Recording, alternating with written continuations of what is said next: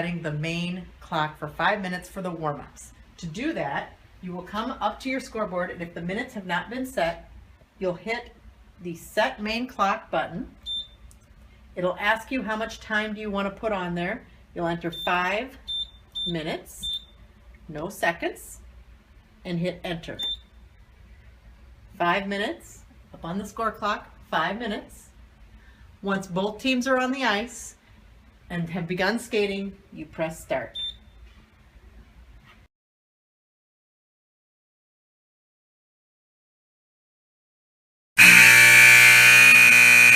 Warm-ups are now complete. It's time to put the time on the clock for the first period. Each age division has a requirement for time on the clock. Please consult the sheet by the scorecard.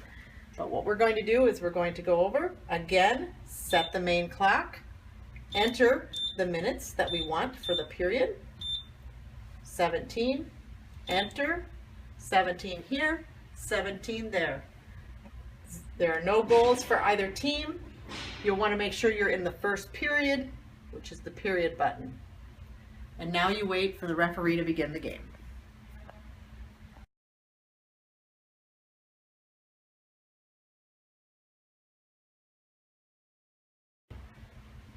The whistle blows, you'll stop the clock. The referee will gesture what the call is, and he will tell you the number. The player will skate. If it's the home, it'll be on one side, away on another. Look carefully on the time clock. The home is usually on one side, the guest on another, which may not line up to where they're sitting in the boxes. In this case, a home player got a penalty. You push player penalty, and it asks you what number. It was number 5. When you hit enter, the time on the clock will automatically default to the 2-minute minor penalty. In this case, you'll hit enter. The player now has a penalty, and you begin the clock.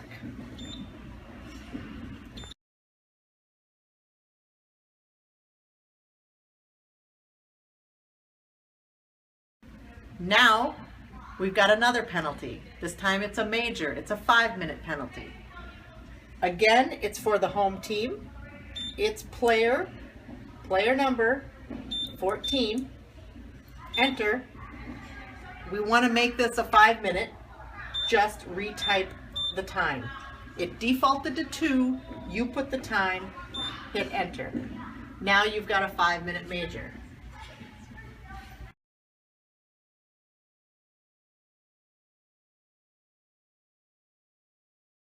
A third penalty's been called. Don't panic, the clock will take care of it for you. In this case, we've got 2 people in the box. The third person will come to the box.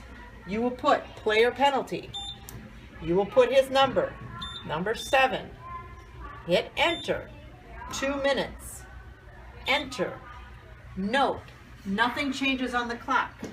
That player's 2-minute penalty will not start for another minute and 41 seconds or until a goal is scored. You don't have to remember, write it on the score sheet.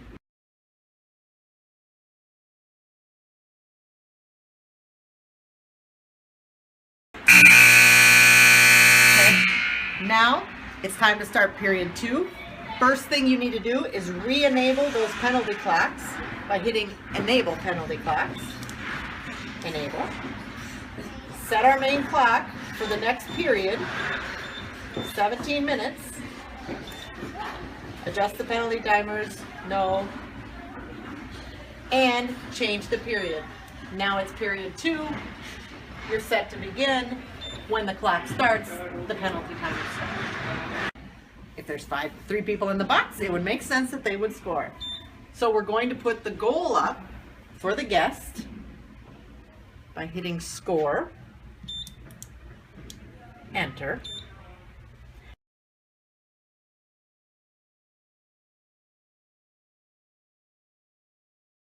So we're going over here to the delete penalty button. The computer already remembers it's player number 5 because he's first up. Are you sure you want to delete player number 5? Yes.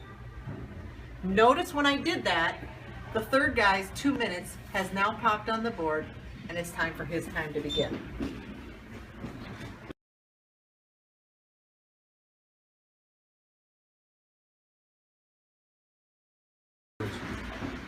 sometimes you'll have penalties on a clock at the end of a period, and you want to be careful not to erase those penalties at the end of the period. So in this case, we have 5 seconds left in the period. The time will count down.